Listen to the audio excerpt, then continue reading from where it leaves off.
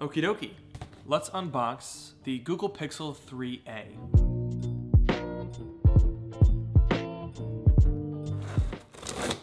Okay, so we'll jump straight into the unboxing, and as you can tell from the title of this video, this is not trying to be a completely unbiased, neutral opinion review. I am an iPhone user. I've been using iPhones for 7 years. The entire time that I've been using smartphones, they have been iPhones. So a Pixel is definitely outside of my wheelhouse. But nonetheless, let's try and get some first impressions. Got that Google branding here, and I have my Pixel 3 that Google sent me back in October, and we're gonna do some comparisons. So let's hop right on in. Ooh, look at that. We've got ourselves a canvas bag, because there's nothing for storing a Pixel like a canvas bag. And actually, this is a Google Pixel 3a XL, not the Pixel 3a. I was not expecting that. I did my prep on the 3a, so we got the big one. The 3a XL, also known as the Pixel 3 Axle, if you will. Okie dokie. The Pixel 3 Axle and the Pixel 3 Axle case. Let's start with the case and see what this looks like. This is interesting. It looks like we've got a sort of a fabric mesh with a very soft microfiber interior. I like it. Okay, cool case. I'm gonna let you in on a secret. I actually don't use cases or screen protectors. I know. I'm literally insane. I have an iPhone XS Max. This is a big guy. This is a slippery, big guy. I've actually used iPhones for 7 years, and I've never used a case or a screen protector, and I've never cracked a screen. You know, say what you will. So let's open her up. We got these little tabs. That's a big phone right there. So I'm actually glad I brought my XS Max along here. These are actually roughly the same size, I would say. That's a pretty decent comparison. Let's go ahead and see what else we get in the box. SIM tool, we've got our charging. So we get a fast charger and our USB-C to USB-C cable. Oh, look at that. Good exposition there. So right off the bat, you can tell that this is not quite on the same level of build quality as something like the normal Pixel 3. So it's a little bit hard to pick this up on camera because visually they look very, very similar. The Pixel 3a XL is plastic, whereas the Pixel 3 has metal sides and a glass back. You can definitely feel the difference, but it doesn't really translate to a visual standing. It's actually a little bit more seamless because if you look at the Pixel 3, there's actually a lip where the glass meets the metal that the A does not have. The other thing that's a little bit odd about this is the speaker arrangement. So if we take a look here at the Pixel 3, the stereo speakers are arranged at the top and bottom. So there is a rather large and noticeable forehead and chin on both of these devices. But on the Pixel 3, you've got a top ear speaker and you've got your bottom stereo speaker as well, both on the front of the display. On the Pixel 3a, we don't have that. On the top is your earpiece, but the lower stereo speakers are actually on the bottom of the device. So this is an empty chin. All right, so let's go ahead and transfer some data from my iPhone. So you get this little adapter in the box. You can plug in your lightning cord. We'll go ahead and plug one in into the Pixel and the other into the iPhone. Then we'll just go ahead and unlock that. Okie, phones are now connected, so we're gonna go through and copy some of the data and programs, apps and stuff off of my iPhone. All right, you know what? While this is going on, let's talk about pricing and specs. So, $480 is how much you're gonna spend if you want the Pixel 3 Axle. Now for that price, you're gonna get 64 gigs of storage, a Snapdragon 670 processor, which is more of a mid-range processor. The Pixel 3 is gonna come with an 845, which is a little bit more outdated than the current standard 855 for high-end flagships. But, oh, let's, wait, what?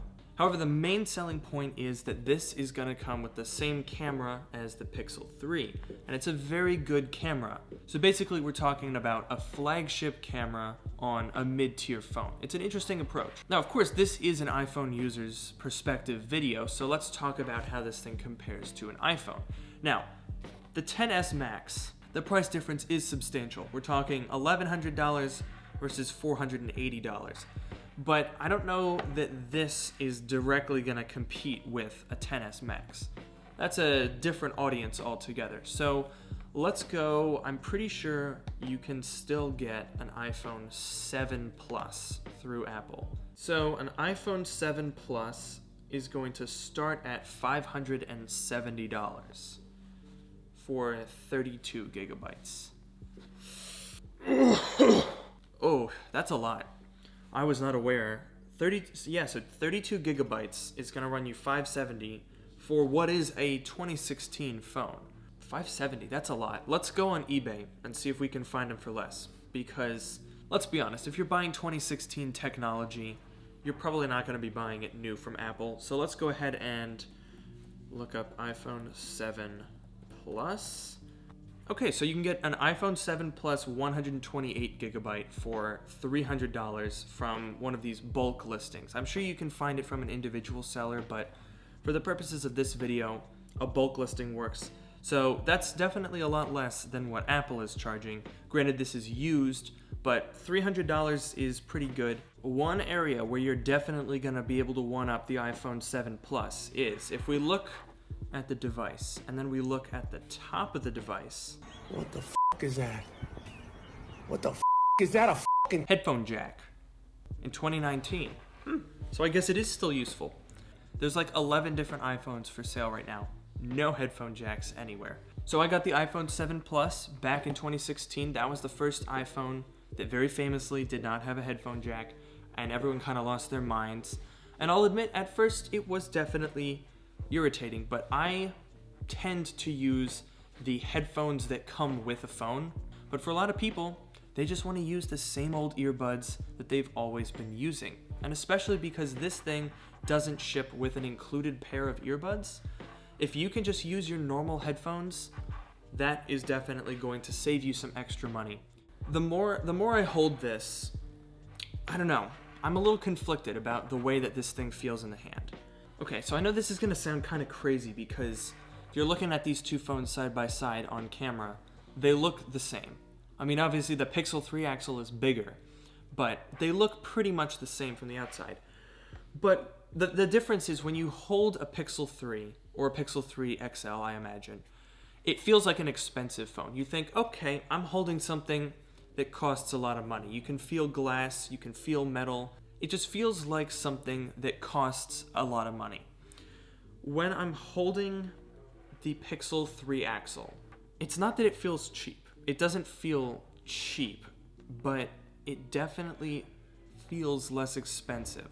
One thing that you should also remember is Pixel 3 hasn't been selling too well. These things, I've seen the Pixel 3 go down to about $600 and then about $800 on the XL. That is still several $100s more than what you're gonna pay for the A variant of the phones, but I definitely prefer the way the traditional Pixel 3 feels to the Pixel 3A. Oh my god, is this ever gonna finish copying? At this point, I'm just waiting for the phone to finish. Okie dokie. Conclusion time. Pixel 3 Axle. I'm just gonna keep calling it that. This thing has a ton of potential because this is appealing to a segment of the population, of Android users obviously, who aren't swayed by fancy, flashy features. The build quality on the Pixel 3 is obviously better, but a lot of people don't care because as soon as they take this thing out of the box, it's going straight into a case, and to them, they don't care if the back is plastic or glass because they're not gonna see it. It's in a case, who cares? And they don't care about the fastest processor, the latest and greatest of everything. They just want a good phone that's mid-ranged. This thing, $480, sort of a mid-range phone with a fantastic camera. That is a winning combination. This is not going to tempt me away from iPhones. It would take a miracle to tempt me away from iPhones. I am very much in the system when it comes to iPhones. But I think for a lot of people, this makes a lot of sense. So thank you guys so much for watching this video. Let me know down in the comments below if you're gonna pick up a Pixel 3 XL. And as usual, make sure to like, comment, subscribe. Don't forget to follow me on Twitter at Miani, and please consider joining my subreddit if you have any questions. And with that, I will see you in the next video. And the next video will be in my previous set, and then we'll be back to here, because I already have the other video filmed. But this was pressing. Alright, I'm gonna stop talking now. You have a good one.